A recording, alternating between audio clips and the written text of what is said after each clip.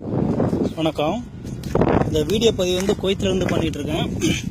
இதெல்லாம் ஃபுல்லாக உப்பு மண் ஆயிடுச்சு. இது வந்து ஃபுல்லாக பாலைவனத்தில் உப்பாயிருச்சு.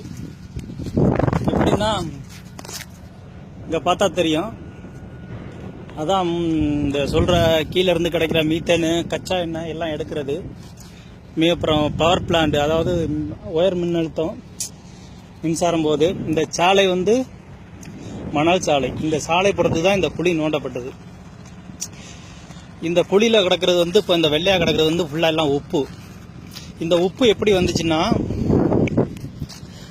கடல் நீர் உள்ளே பூந்துருச்சு. கடல் நீர் உள்ளே பூந்தோடனே கச்சா எண்ணெய் எடுக்கிறது தடைப்பட்டுருச்சு.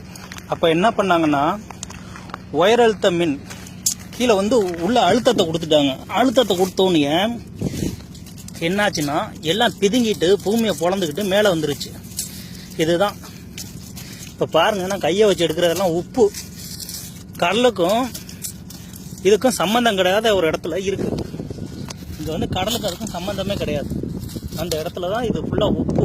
இது ஃபுல்லாக உப்பு. நீங்கள் பார்க்குறதெல்லாம் பாருங்கள், ஃபுல்லாக உப்பு தான். சம்மந்தம் இல்லாத ஒரு இடத்துல வந்துருச்சு. பாலைவனத்திலேயே இந்த நிலமைன்னா, விளையிற நெடுவாசல் கதிராமங்கலத்துக்கெல்லாம் என்ன நிலமன்னு பார்த்துங்க. இதை ஏன் நான் இங்கேருந்து வீடியோ பண்ணுறேன்னாக்கா, நிறைய பேர் வீடியோ பண்ணியிருக்காங்க, இருந்தாலும் ஆதாரணமாக காட்டணும் அப்படிங்கிறதுக்கு தான். இது வந்து தண்ணி மேலே பிதுங்கி வந்த தண்ணி, உள்ளே கொடுத்த அழுத்தத்தில் மேலே வந்த தண்ணியில் இந்த உப்பாயிருச்சு. சரியா? தண்ணி இந்த அளவுக்கு கிடந்தது பாருங்கள், தெரியும் உங்களுக்கு. இந்த அளவுக்கு கிடந்த தண்ணி பாருங்கள், இதெல்லாம் உப்பு பாருங்கள். இதெல்லாம் அப்படியே உறைஞ்சி போய் இப்போ உப்பாயிருச்சு. இது மண்ணோட கலந்துருக்க உப்பு. புரியுதா? பாருங்க.